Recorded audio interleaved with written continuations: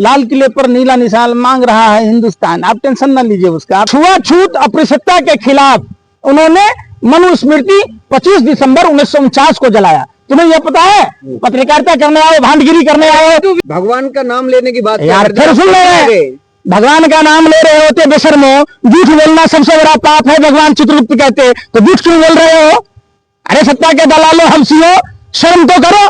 इस देश में रहना है तो आपको अंबेडकर कहना होगा। देश में आपको भारत के संविधान को मानना होगा। अगर आप नहीं मानते हैं भारत के संविधान को, अंबेडकर को जब हम नहीं कहते तो आप देशद्रोही हैं, देश के गद्दार हैं। आप चले जाओ पाकिस्तान। जबरदस्ती है, बिल्कुल जबरदस्ती है, बिल्कुल ये देश संविधान से चलेगा।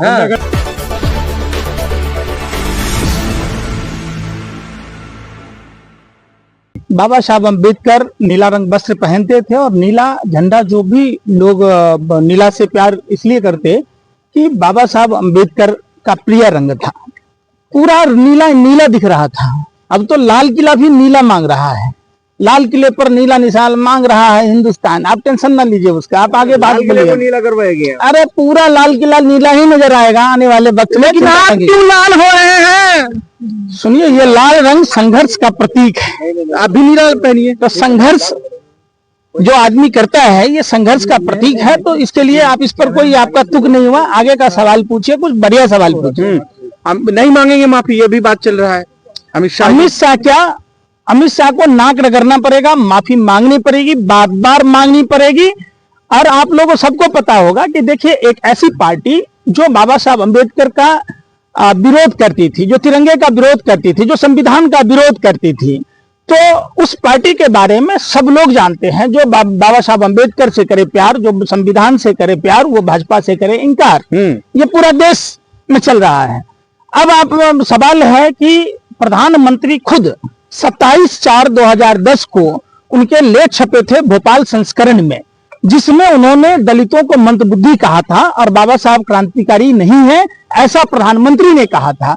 देश के गृह मंत्री जो संविधान पर हाथ रखकर संविधान की कसमें खाते हैं, जो देश संविधान से चलता है, बाबा साहब के बारे में उन्होंने कहा था कि लोग आजकल फैशन बना लिया है। तो ये फैशन नहीं है, ये हर भारतीय का जज्बा है, जमीन है। जो जय भीम कहता है, अंबेडकर कहता है। फैशन तो अमित शाह जी, मोदी जी के वो सूट थी 20 लाख की, जिसमें मोदी सोने के तार से जड़े हुए थे। फैशन उसको कहते हैं, फैशन उसको नहीं कहते हैं जय भीम अंबेडकर बोलने को। ये हौसला है, ये जज्बा है और ये जमीन है। माता लोग बोलेगा भारत माता की जय भीम बोलेगा। ये फाइनल सुन ही नहीं रहे हो। क्या सुन नहीं रहा? तुम पत्रकार हो या भाजपा की सेल के दलाल हो?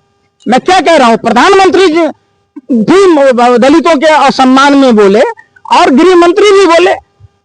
मैंने आपको क्या बताया, 1945 में बाबा साहब अम्बेडकर ने पाकिस्तान या भारत विभाजन नामक पुस्तक लिखी।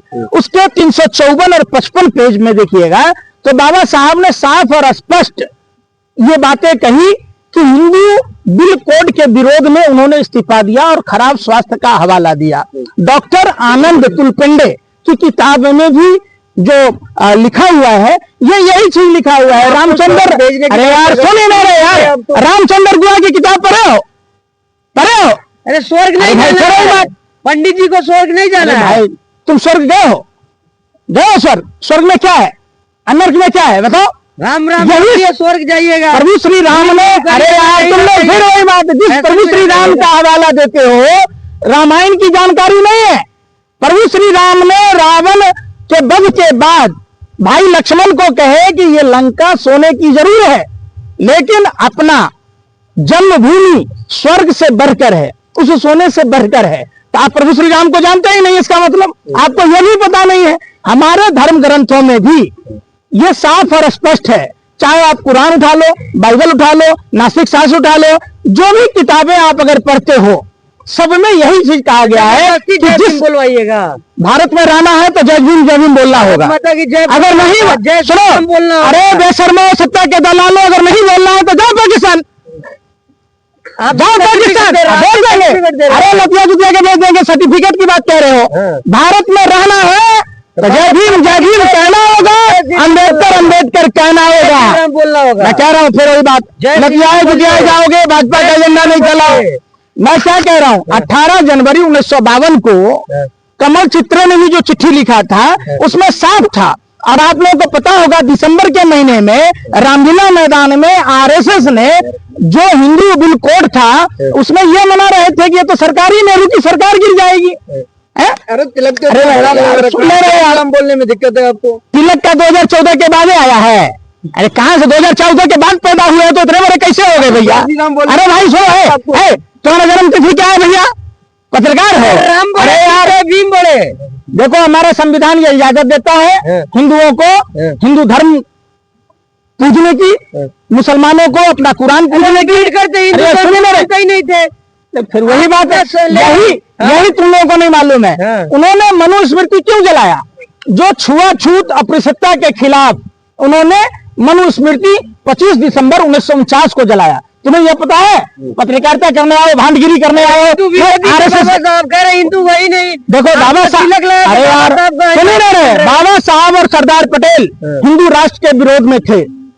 और यही हिंदू बिल कोड क्या है पहले पढ़ के आना। पढ़े लिखे तो हो नहीं, भाजपा IT सेल से हिरन जोशी जो पीएमओ से भेजता है उछल उछल के हिल के करते रहते हो, नाचते गाते रहते हो। तो ये मुजरा मत गाओ, पत्रकार हो, पत्रकार का काम है। आप समझो, मतलब राम से बड़े हो गए बाबा साहब। सुनी नहीं रहे यार, मैं क्या कह रहा हूँ सुनी नहीं रहे। भगवान श्री कृष्ण ने खुद ही कहा कि नर ही नारायण है, हर दिल में भगवान बसते हैं। आप मुसलमान हो, अल्लाह अकबर बोलने की आपको इजाजत है, संविधान ये ताकत देती है। आप अगर सिख हो तो आपको सतनाम वाहेगुरु कहने की इजाजत है, आपको अपना सरल गुरु ग्रंथ साहिब पढ़ने की इजाजत है, आपका अपना सिख धर्म का पालन करने की इजाजत है। आप अगर ईसाई हो तो आपको प्रभु यीशु के पूजने की पूरी आजादी है, बाइबल पढ़ने की आजादी है। हिंदुओं को भी ऐसे पूरी आजादी है। ये धर्म का मसला नहीं है, ये मसला है देश का, ये मसला है लोकतंत्र का, ये मसला है भारत के संविधान का, ये मसला है बाबा साहब अम्बेडकर के अपमान का।